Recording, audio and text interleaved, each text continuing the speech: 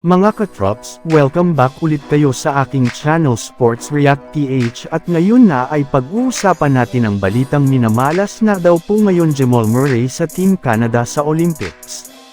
Pag-uusapan na rin nga natin ngayon dito sa ating panibagong video ang balitang tatlong players na daw po ng Portland Trail Blazers ang posibleng makuha ng Los Angeles Lakers ngayong off-season.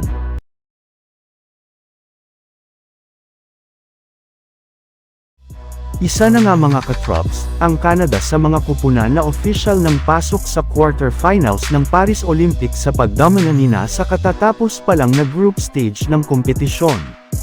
Ngunit kahit man masyadong dominante ang kanilang ipinakitang performance dito ay meron pa rin naman ng pinagdaraanang problema ngayon ang kanilang kupunan lalong-lalo na ang isa sa kanilang mga superstar na si Jamal Murray na masyadong ngayong nag-struggle sa kanilang mga nakalipas na laro. Sa katunayan, sa tatlong laro nga po ni Jamal Murray sa Team Canada ngayon sa Olympics ay nag-average lamang nga ito ng 5.7 points sa kanyang 33% shooting sa field goal at 10% naman sa 3-point line. Sa madaling salita, sobra nga itong nahihirapan na makapag-adjust sa laro sa FIBA. Isa rin naman nga ito sa mga kasalukuyang problema ngayon ng kanilang team since malalakas na kupunan na nga po ang kanilang makakalaban sa knockout stage at kung sakaling man nga na magpatuloy ang kanyang struggle ay possible nga na isa pa ito sa mga maging rason para maagang malaglag o matalo ang Team Canada sa Paris Olympics. Samantala pumunta naman tayo sa ating sunod na pag-uusapan ngayon sa balitang tatlong players nga daw po ng Portland Trail Blazers ang posibleng makuha ng Los Angeles Lakers ngayong off-season.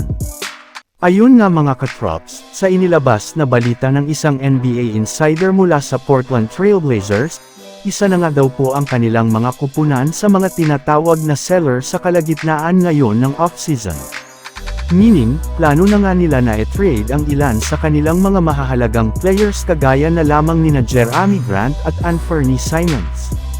Maliban rin nga sa kanila ay ibinulgar na rin naman nga po ngayong araw na maging ang kanilang center nga na si DeAndre Ayton ay balak na rin naman nga nila na i-offer at i-trade sa ibang mga team sa lalong madaling panahon bago pa man mag-umpisa ang NBA season. Wala na rin naman nga daw pong plano pa ang Blazers na panatilihin si Ayton sa kanilang lineup ngayong offseason matapos nilang makuha ang kanilang rookie bigman na si Donovan Clingan. Pagtutuunan na lamang nga daw po nila ng atensyon ang pagpapa-improve sa laro nito kesa panatilihin si Ayton na sa kabila ng pag-average ng 16.7 points, 11.1 rebounds, at 1.6 assists last season ay wala rin naman nga ito masyadong naging impact sa kanilang mga pagkapanalo. Kaya inaasahan na si Donovan Clingan na ang gagamitin ng Blazers bilang kanilang starting center next season.